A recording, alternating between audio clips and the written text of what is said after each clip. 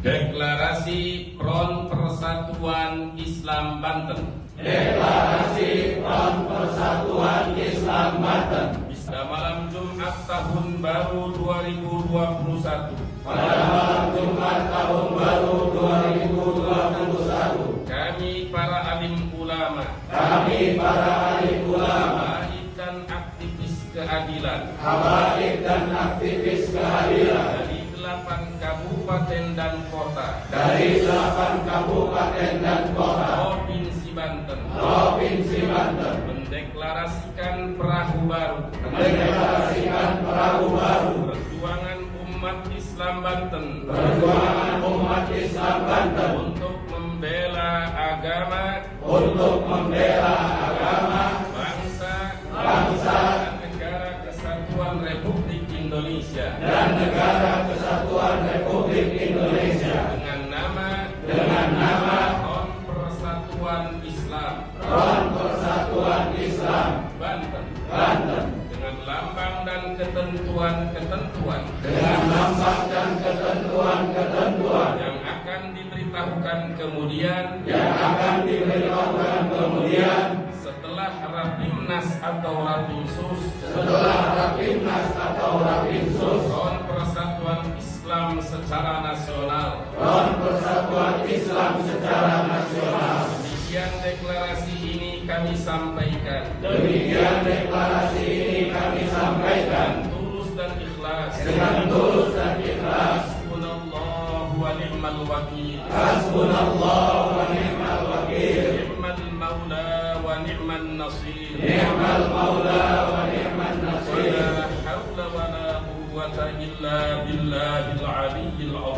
Wala hawla wala quwwata illa billahil aliyyil azim. Banten. Jumat 1 Januari 2021.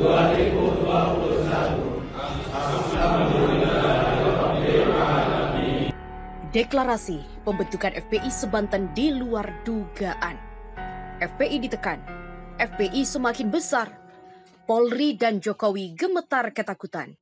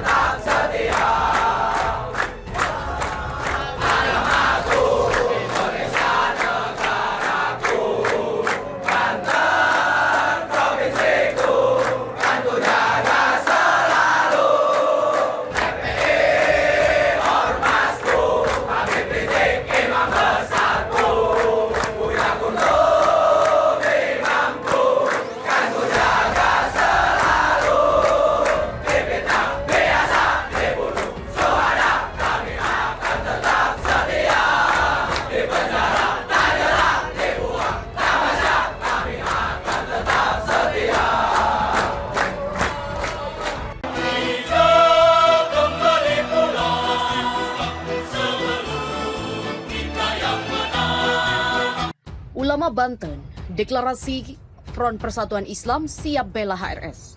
Pojok1.id. Puluhan warga yang mengaku sebagai ulama Banten, Habib dan aktivis keadilan mendeklarasikan Front Persatuan Islam atau FPI. FPI Banten dideklarasikan pada malam tahun baru 2021. Dalam video yang beredar di media sosial, tampak puluhan orang berdiri di dalam ruangan besar seperti masjid. Mereka juga memakai baju gamis dan surban. Deklarasi FPI Banten dipandu oleh salah satu peserta. Dia membacakan deklarasi yang diikuti oleh peserta lainnya. Malam Jumat tahun 2021, pihak para alim ulama, habib dan aktivis keadilan dari 8 kabupaten dan kota Provinsi Banten mendeklarasikan perahu baru, perjuangan umat Islam Banten untuk membela agama, bangsa, dan Negara Kesatuan Republik Indonesia dengan nama Front Persatuan Islam Banten. Mereka menyatakan FPI Banten akan menunggu ketentuan lebih lanjut dari Front Persatuan Islam Pusat dengan lambang dan ketentuan-ketentuan yang akan diberitahukan kemudian setelah Rapimnas atau Rapimsus Front Persatuan Islam secara nasional. Demikian deklarasi ini kami sampaikan dengan tulus dan ikhlas. Front Persatuan Islam Banten menyatakan siap berjuang dan istiqomah membela agama, bangsa, dan negara. Selain itu, mereka juga menyatakan siap membela Imam Besar FPI Habib Rizik Syihab yang saat ini masih mendekam di jeruji besi. Sebelumnya, para petinggi Front Pembela Islam atau FPI mendeklarasikan Front Persatuan Islam. Petinggi FPI menyatakan Front Persatuan Islam merupakan wadah baru dalam meneruskan perjuangan mereka di FPI yang sudah dibubarkan dan dilarang pemerintah. Bahwa kepada seluruh pengurus, anggota, dan simpatisan Front Pembela Islam di seluruh Indonesia dan mancanegara untuk menghindari hal-hal yang tidak penting dan benturan dengan rezim zalim. Maka dengan ini, dideklarasikan Front Persatuan Islam untuk melanjutkan perjuangan membela agama, bangsa, dan negara sesuai dengan Pancasila dan Undang-Undang Dasar 1945. Demikian tulis keterangan Front Persatuan Islam Rabu 30 Desember 2020. Don Adam mengatakan FPI baru akan lebih besar dari sebelumnya. Pembubaran organisasi masyarakat Front Pembela Islam oleh pemerintah justru akan membuat gerakan kelompok tersebut makin besar. Hal itu terlihat dengan keputusan FPI yang memilih untuk mengubah nama menjadi Front Persatuan Islam. Setidaknya, demikian analisa yang dilihat aktivis Prodem Adam Syah Wahab atau yang biasa dikenal sebagai Don Adam di akun Twitternya @donadam68. Menurut dia, dengan membubarkan FPI dan direspon dengan membuat Front Persatuan Islam, hal ini akan membuat New FPI akan semakin besar. Front Persatuan Islam sendiri langsung dideklarasikan hanya beberapa jam pasca pembubaran Front Pembela Islam dan masih diisi oleh beberapa pentolan FPI lama seperti Ahmad Sobri Lubis hingga Munarman. Dengan animo umat yang tinggi terhadap FPI lama, Don Adam meyakini gerakan baru tersebut akan semakin tak terbendung. Mereka-mereka yang dulu tidak anggota akan banyak mendaftar di setiap kota dengan berbagai alasan. Ya, kita lihat saja. Begitulah kata Don Adam. Terkait dengan hal pembubaran FPI dan potensi membesarnya simpati dari publik. Beragam kasus hukum terhadap Front Pembela Islam dan juga pentolannya Habib Rizik Syihab yang berujung pada pembubaran organisasi itu justru bisa memperluas simpati publik. Pembubaran FPI diputuskan lewat surat keputusan bersama atau SKB yang ditandatangani 6 pejabat menteri dan kepala lembaga negara. Mereka yang menandatangani SKB adalah Menteri Dalam Negeri Tito Karnavian, Menteri Hukum dan HAM Yasona Lauli, Menteri Komunikasi dan Informatika Johnny G. Plate, Jaksa Agung ST Burhanuddin, Kepala BNPT Boy Rafli Amar, dan Kapolri Jenderal Idham Aziz. FPI adalah organisasi yang tidak terdaftar sebagai ormas sebagaimana diatur dalam undang-undang, sehingga secara de jure telah bubar sebagai ormas. Demikian kata Wakil Menteri Hukum dan HAM Edward Omar Syarif Hiarich saat membacakan SKB pembubaran FPI. Dengan SKB itu, keberadaan FPI tak diakui lagi, seluruh kegiatannya bisa dibubarkan polisi. Peneliti politik Lembaga Ilmu Pengetahuan Indonesia atau LIPI, Wasisto Raharjo Jati menyebut, pemerintah hanya mampu membubarkan dan melarang FPI secara prosedural.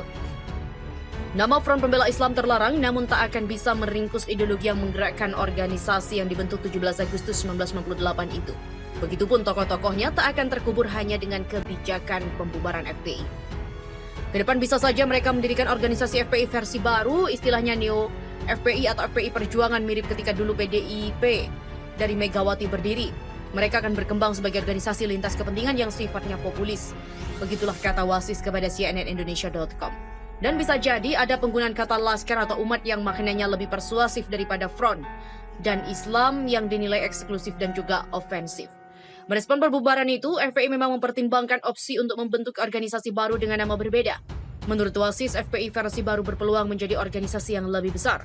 FPI versi baru, kata dia, bisa menjadi wadah lebih inklusif untuk memayungi semua lawan politik Presiden Joko Widodo, dan ini menurutnya dimungkinkan karena FPI di masa lalu memiliki agenda dan misi politik tertentu. Sebelum dibubarkan, FPI dan Habib Rizik Syihab telah mendapatkan sejumlah kasus hukum dan yang terbaru adalah kasus dugaan penyerangan terhadap aparat. Kasus ini berujung insiden penembakan terhadap 6 laskar FPI di Tol Cikampek. Sebanyak 6 laskar FPI tewas terkena timah panas polisi. Sementara FPI membantah laskarnya menyerang polisi, sebaliknya FPI meyakini polisi yang menyerang dan menembak hingga tewas laskar mereka. Kasus lain adalah Sekretaris Umum FPI Munarman dilaporkan ke Polda Metro Jaya oleh Ketua Barisan Ksatria Nusantara Zainal Arifin. Munarman diduga melakukan tindakan penghasutan karena menyebut 6 laskar FPI yang ditembak tersebut tak bersenjata. Habib Rizik Syihab lebih dulu dijerat sejumlah pasal terkait kasus kerumunan di Petamburan dan Megamendung. Pesantrennya di Megamendung baru-baru ini mendapatkan somasi dari PTPN 8. Terbaru Majelis Hakim Pengadilan Negeri Jakarta Selatan memutuskan mencabut surat perintah penghentian penyidikan SP3 atas kasus dugaan chat mesum dengan tersangka Rizik Syihab. Pembubaran FPI dan jerat hukum terhadap tokoh-tokohnya, menurut pengamat politik dari Universitas Al-Azhar Indonesia, Ujang Komarudin, justru potensial akan membesarkan nama dan gerakan FPI ke depan. Dengan beragam jerat hukum itu, Ujang menyebut publik malah bisa mempersepsikan Habib Rizik CS sebagai orang-orang yang dizalimi oleh pemerintah. Persepsi Habib Rizik terzalimi bisa efektif meningkatkan dukungan dan simpati masyarakat, terlebih kata Ujang, sebagian masyarakat Indonesia senang memberikan simpati dan dukungan terhadap orang-orang yang digambarkan sedang teraniaya. Faktor lain yang bisa mendorong bertambahnya simpati terhadap FPI pada sikap dan posisi organisasi itu saat berhadapan dengan pemerintah. Dia menyebut posisi sebagai oposisi juga sangat strategis. FPI menjadi pembela ketika mayoritas ormas dan partai politik berkoalisi dengan pemerintah.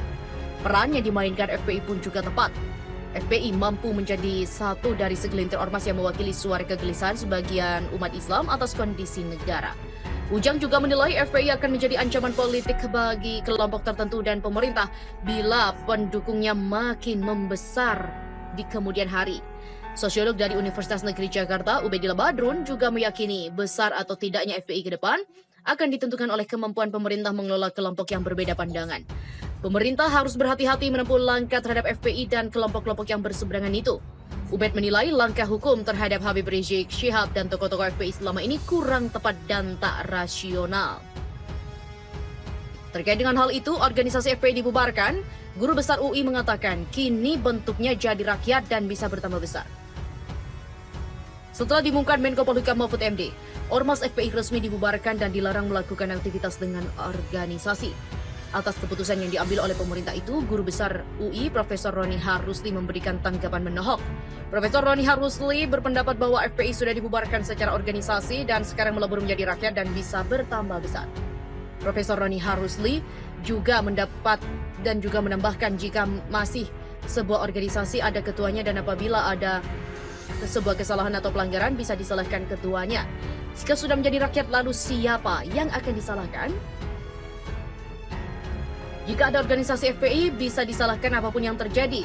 Dan itu adalah pendapatnya. Dan sebagai staf ahli, manakala masih ada fraksi TNI atau Polri di DPR, jika saat ini sudah tidak ada masukan dan pertimbangan lagi. Dalam akhir cuitannya itu, dia menyebut mestinya ditambah lagi undang-undang pelarangan bagi rakyat berkumpul melebihi 6 orang untuk berunjuk rasa.